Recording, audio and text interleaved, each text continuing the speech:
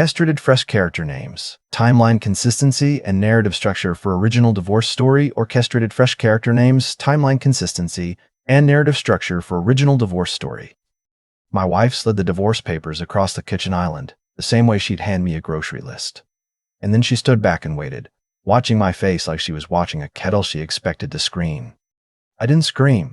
I picked up my coffee, took a sip, and read the first page the way I read everything. Slowly, left to right, the way a man reads numbers he already knows are wrong. You don't have to study it, she said. I had it done properly. It's all in there. I'll get to who I am in a second, because it matters to how this went.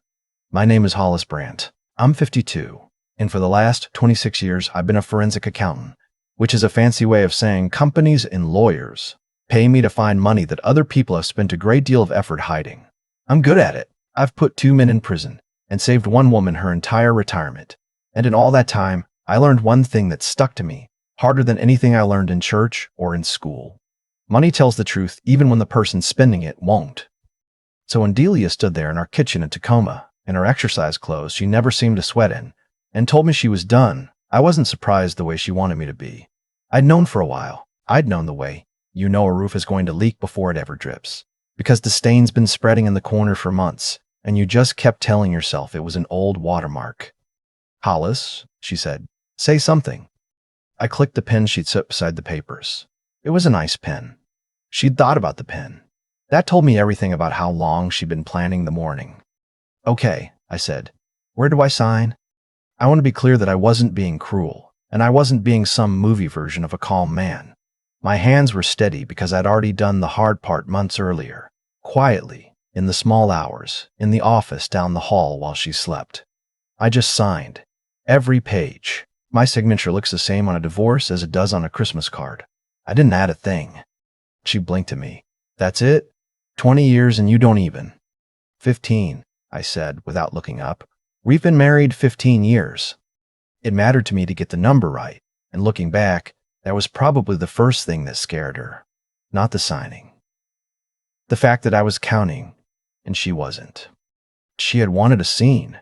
People always want a scene when they've already decided. The scene is how they get to be the wounded one. If I'd begged, she'd have had a story to tell her friends about how she'd finally found the courage to leave a desperate man. If I'd raged, she'd have had a story about how she'd finally seen my true colors.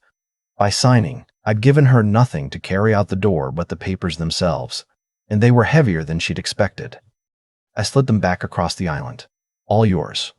She gathered them up, and I noticed her hands weren't steady at all, and I'm not proud of how that small thing settled something in me. She walked out toward the bedroom, and I heard her on the phone a minute later.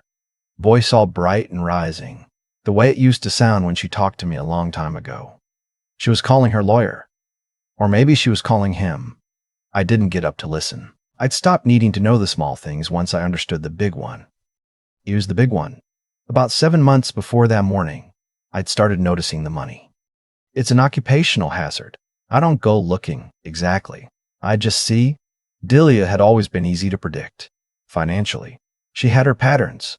Coffee on Wednesdays with her sister, the salon on the second Saturday, a standing order at the same wine shop near the water, comfortable, repeating, the kind of rhythm a long marriage settles into without anybody deciding it should. Then the rhythm broke. Small at first. A charge at a restaurant in a part of town we never went, on a night she'd told me she was at a design class. A hotel. Not on a trip. A hotel 20 minutes from our own front door, which is a thing I have never in my life been able to explain to myself charitably. Why would anyone need a room 20 minutes from their own bed unless the point of the room was that it wasn't their bed? I didn't confront her. People expect that's the hard part, holding it in. But it wasn't. The hard part was deciding what kind of man I wanted to be when it was over. And I decided early. I didn't want to be the man who tore the house down, to win an argument he'd already lost. I just started getting my house in order. Not the house we shared. My house. The one I'd have to live in afterward. She'd been careful, in the way of someone who'd never had to hide anything before, and thought she was clever. New perfume, heavier than the light things she'd worn for years. The kind of scent that gets into the collar of a coat and stays. Her phone, which used to live face up on every surface in the house, suddenly turned over wherever she said it, then started traveling to the bathroom with her like it needed supervising. And the credit card, blessed.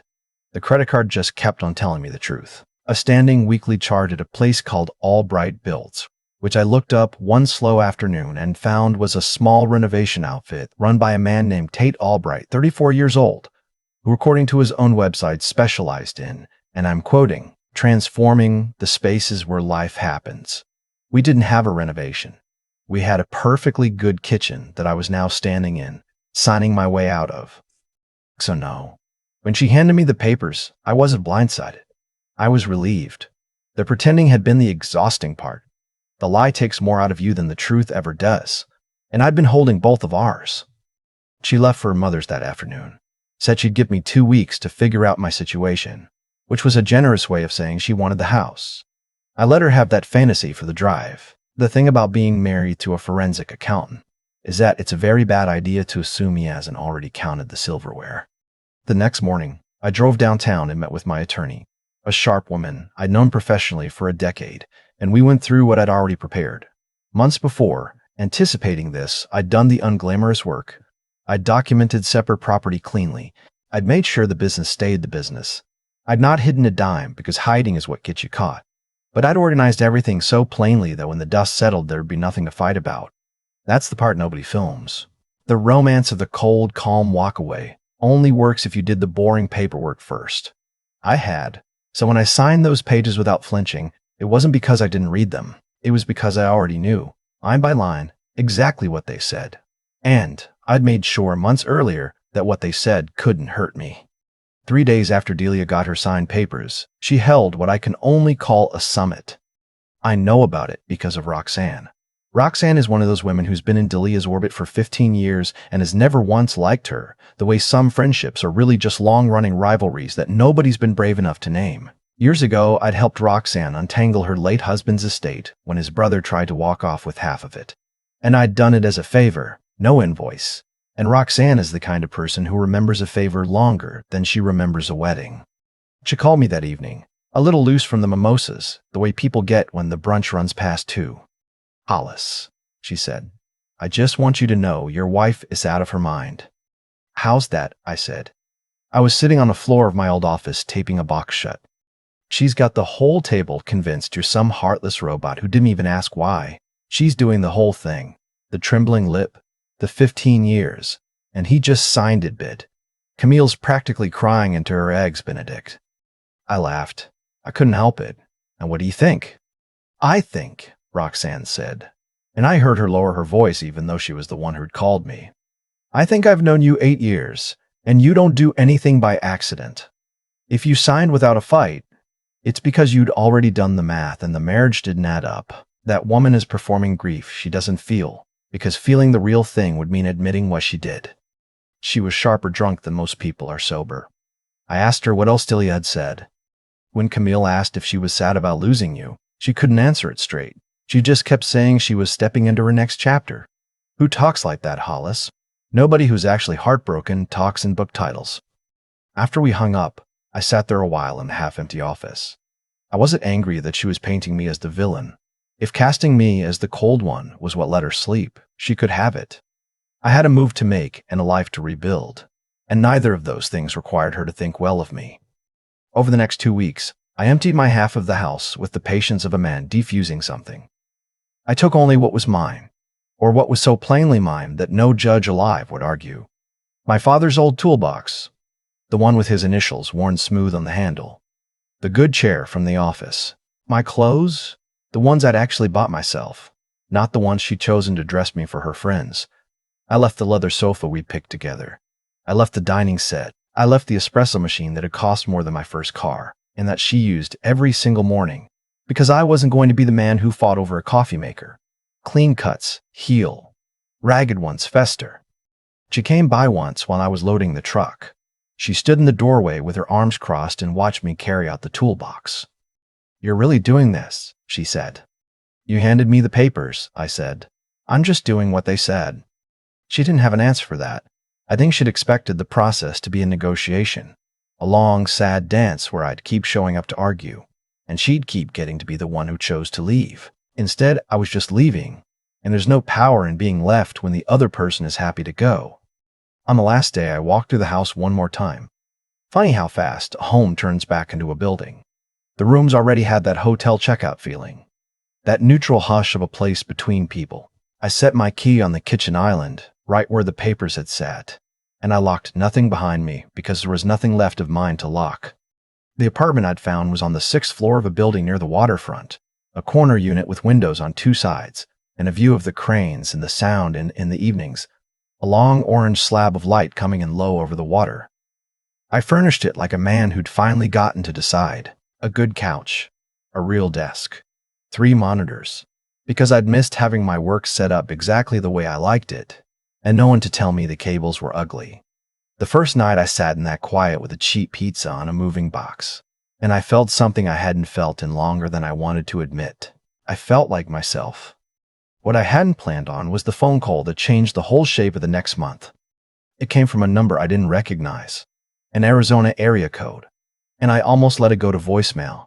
I'm glad I didn't. Dad? I have a son. His name is Silas. He's 27 now, and he is the only good thing that came out of my first marriage, which ended 17 years ago when he was 10, when his mother Maren and I finally admitted we'd been roommates for years and were doing him no favors by pretending otherwise. Mara and I split as cleanly as 2 tired people could, but a divorce when there's a kid is never really clean, no matter how kind everyone tries to be. Silas grew up mostly with her in Arizona, and I'd flown out for his games and his graduations, and called every Sunday, and somewhere in there, the way it happens, the calls got shorter, and the years got longer, and we became 2 men who loved each other and didn't quite know how to say so over the phone. I'll be honest about something, that the comments on my own life would probably have caught, if my life had comments. Delia never knew Silas well. In 15 years, he visited maybe a handful of times, always briefly, always around a holiday when Delia was busy with her own family and had no room left over for a stepson who was nearly grown when she met him. She wasn't cruel about it, she just never made the space, and I'm ashamed to say I never insisted she should. That's a thing I'd done wrong, and the divorce of all things was what made me see it. Silas, I said, everything all right? Mom told me, he said. There was no preamble. He'd always been like that, even as a kid, straight to the thing. She heard from Aunt Roxanne about you and Delia. I sat down on the box I'd been using as a chair. Yeah, I said. It's done. I'm fine, son, really. There was a long pause, the kind that costs money on a phone call and is worth every cent. I've got some time, he finally said. I built the company so I wouldn't have to ask anybody for time. I want to come see you, not for the divorce, just. He stopped, and I heard him decide to say it plain. I haven't seen your place. I've never seen a place that was just yours. I'd like to. I had to clear my throat before I could answer, because something had risen in it. I'd like that too, I said. I'd like that a lot. He flew up the following Tuesday. He'd done well for himself, my boy. Better than I'd ever managed at his age. He wrote software for medical clinics, the kind of unglamorous, necessary work that quietly mints money, and he carried himself with an easy confidence that I recognized as belonging more to his mother than to me. He had Maren's quick eyes and her way of reading a room in 3 seconds flat. He dropped his bag in my spare room, walked straight to the windows and said, "Good light. You always did know how to pick a spot, and I had to turn away and pretend to fix the coffee because I was suddenly not okay." We spent the first couple of days just being 2 grown men getting to know each other again. He told me about the girl he was seeing, a pediatric nurse, who he described in a way that told me he was already gone for her. He told me about the house he'd bought, the bad first deal he'd learned from, the partner who'd nearly sunk him. I told him about the cases I couldn't name, and the ones I could, and he listened the way you listen to someone you've decided to take seriously. On the 3rd night, we went to a steakhouse down by the water, and over dinner he asked the question I'd been waiting for. "So what happened?" he said. "With Delia. The real version, not the version for the family." I told him. I told him about the money, the way it had started whispering, and then started shouting. The hotel 20 minutes from home. Tate Albright in his spaces where life happens. The perfume and the turned-over phone. I told him I never confronted her, and he set down his fork at that and looked at me. "You never even asked her about it." "What would it have gotten me?" I said. "A fight I'd already won and didn't want the trophy from. If somebody's decided to go, asking why just hands them more to use against you. I didn't want ammunition traded back and forth. I wanted out, clean, with my self-respect in my pocket. So I got my affairs in order, and I waited for her to make her move. And when she did, I let her. He was quiet for a moment, turning his glass. You know, it's strange, he said. You're handling this better than Mom, and you handled yours, and yours was honest. It landed harder than he knew. Maybe I learned something the first time, I said. Or maybe, he said, and he had Marin's gift for the gentle knife. Delia just wasn't worth what Mom was worth. I didn't answer that, but I didn't argue it either, and we both noticed. It was raining the night she came, the real Tacoma rain, the steady kind that doesn't fall so much as settle, that makes you understand why people here drink so much coffee and own so many gray sweaters. Silas and I had ordered Thai food, and we were sitting on the floor with the cartons between us, arguing pleasantly about whether he should expand his company or keep it small enough to actually enjoy, when the front desk buzzed up. Mr. Brand, the guy said, there's a woman here. Says her name is Delia. Says she's your wife. Silas looked at me. He raised one eyebrow, exactly the way his mother does, and didn't say a word. Send her up, I said. You want me to make myself scarce? Silas asked, already half knowing the answer. No, I said, and I started clearing the cartons off the floor and onto the counter, slow, unbothered. Stay right where you are. I have a feeling this is a conversation that'll go better with a witness. A few minutes later, she knocked. When I opened the door, she looked like she'd been out in the weather longer than the walk from her car could account for, like she'd sat downstairs working herself up to it. Her hair was damp at the edges. Her makeup had that slightly undone look, and she was wearing the expensive kind of casual that's supposed to look like you threw it on but actually took an hour. Hollis, she said, stepping past me into the apartment without waiting to be asked in. We need to talk. Then she saw him. Silas was on the couch with his laptop open across his knees, looking, frankly, like he lived there. He'd grown into a man you notice when you walked into a room, and Delia stopped cold 3 feet inside my door, and for one unguarded second the whole careful performance slid right off her face. I saw it go. Underneath was plain confusion, and under that, something closer to fear. Delia, I said, easy as anything, this is my son. Silas, this is Delia. He closed the laptop partway and stood and put out his hand with the smooth professional courtesy he'd learned in 100 meetings. Nice to meet you, he said. Dad's mentioned you. She shook his hand on reflex, but I could see the gears turning behind her eyes, the math she was suddenly being forced to do. In 15 years, she'd barely spent 15 hours with my son, and now here he was, settled into my new life like he'd always belonged in it, and she hadn't accounted for him at all. I didn't know you had company, she said, and the steadiness was gone from her voice. I'm visiting, Silas said pleasantly, spending some time with my dad while he gets settled. The way he said settled made it perfectly clear he knew exactly what kind of settling we meant. Hollis, she tried again, I really think we should talk privately. Anything you've got to say, I said, sitting down in my chair. You can say in front of my son. He's family. She stood there a moment too long off her script, holding whatever speech she'd rehearsed in the car downstairs. Then she said the thing that gave the whole game away. I froze, she said, when I saw who you were having dinner with. I thought... She stopped. I thought you'd be alone up here. Silas set the laptop aside entirely now and gave her the kind of focused attention I'd watched him give a hard problem. Why would you expect him to be alone? He asked. Just curious. No cruelty in it. Her mouth opened, then closed. Whatever answer she had didn't survive being said out loud with a witness in the room. I don't understand how you can just move on, she said finally, gesturing around at the apartment. At my son, at the obvious fact that I was fine. 15 years, Hollis. Doesn't that mean anything? It meant everything to me, I said. Right up until the morning, it stopped meaning anything to you. That's not fair. You don't know what I was going through, how alone I felt, how disconnected we'd gotten. You're right, I said. I don't, because you never told me. You told Tate Albright. The name hit her like a drop plate. She actually took a step back, one hand finding the back of the couch. How? Charges on the card, I said. A hotel 20 minutes from our house. The phone you started carrying to the bathroom. The GPS in your car. I didn't raise my voice. I never do, with numbers. Delia, I find hidden money for a living. You are never going to outrun the paper. There's always paper. Silas made a small sound that might have been a cough and might have been approval. She sat down hard in the chair across from me, like her legs had just quit. So you knew, she said. The whole time. You knew, and you let me hand you those papers. I knew, I said. And I knew that fighting you about it would just make a mess that didn't change anything. You'd already decided. I just made it easy for you to have what you wanted. I thought you'd fight for us, she said. Her eyes had gone wet. I thought you'd at least try to save it.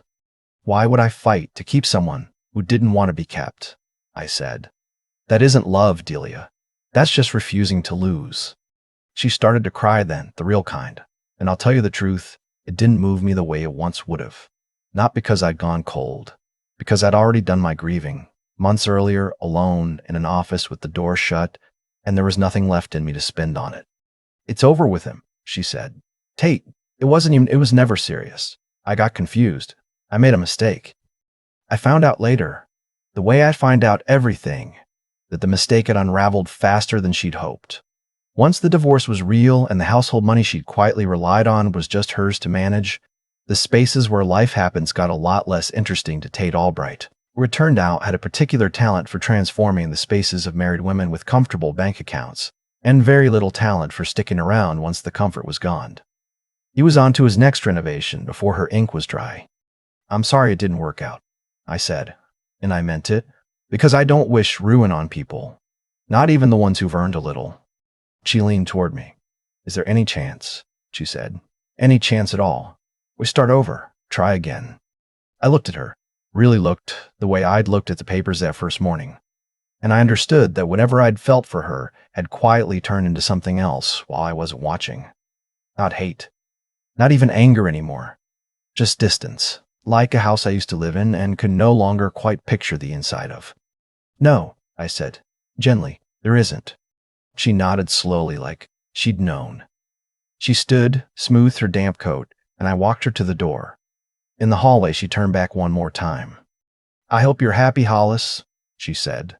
And for the first time all night her voice had nothing performed in it. It was just a person saying a true thing, too late.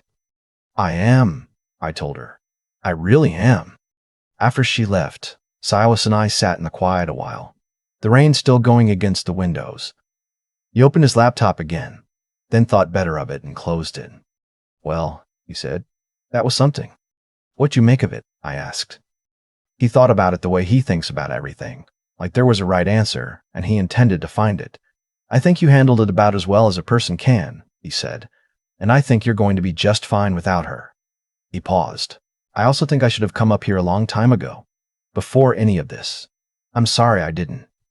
Me too, I said, but you're here now. He stayed 2 weeks. We hiked when the rain let up, which wasn't often, and we cooked badly in my half-stocked kitchen and got better at it. And on his last night, he told me he wanted me to come down to Arizona in the spring and meet the nurse, and I said I would, and I meant it. When his cab pulled away, I stood at the window of my own apartment, in the long orange light coming off the water, and I took stock the way I always do, the way the job trained me to. I added it up, the marriage, the leaving, the cost of all of it, and then I looked at the desk set up exactly how I wanted it, and the empty quiet that was mine to fill, and my son's bag mark still pressed into the spare room bed, and I found that for the first time in years the numbers came out in my favor. Not because I'd won anything, because I'd finally stopped paying for something that was never going to pay me back. The morning Delia set those papers next to my coffee, I think she believed she was the one holding all the cards. She wasn't. And the reason she wasn't had nothing to do with luck and everything to do with choices I'd been making quietly for months. That's the part I want you to sit with, because it's the whole thing, really. Delia got what she set in motion. She chose the hotel 20 minutes from home. She chose Tate Albright. She chose to perform heartbreak at a brunch table instead of feeling it honestly. And every one of those choices was a brick she laid in the wall she eventually walked into. Tate left her the second the comfortable money got complicated. Nobody did that to her. She built it, brick by brick, and then acted shocked at the shape of it. Cause and effect doesn't care whether you meant it. It just adds up the way numbers always do. But I don't tell this story so you'll feel good about her losing. I tell it because of what kept me standing while it happened, and there were 3 things, and I had to fight for all of them. The first was refusing to become someone I'd be ashamed of. It would have been so easy to torch the house, drain the accounts, scream at her in front of her friends and call it justice. I didn't, and not because I'm a saint. I didn't, because the man I have to live with for the rest of my life was watching, and I wasn't going to hand him a version of me he couldn't respect. Keep your hands clean, even when nobody would blame you for getting them dirty. That decency is yours to keep when everything else gets divided. The second was seeing clearly instead of seeing what I wanted to see. The money told me the truth months before my heart was ready to hear it, and I made myself listen anyway. Most pain in this life doesn't come from what people do to us. It comes from how long we argue with the evidence in front of our own eyes. Learn to read the stain in the corner before the roof caves in. It will save you years. And the third was the plain, unglamorous strength to do the boring work in the dark when no one was clapping. The reason I could sign those papers without flinching wasn't coldness. It was preparation. I'd sat alone in that office at 2 a.m, getting my affairs in order, doing my grieving early, so that when the moment came I had something solid under my feet. Calm isn't something you feel. It's something you build, one quiet act of discipline at a time. So that's what I'd leave you with, whoever you are watching this in your own kitchen, with your own stain spreading in your own corner. Be the kind of person you can respect when the divorce is final. Look hard at what's actually true, and start doing the quiet, unrewarded work today, before you need it. Because someday someone will hand you the papers, and what you'll have left isn't what they give you. It's only ever what you built before they did.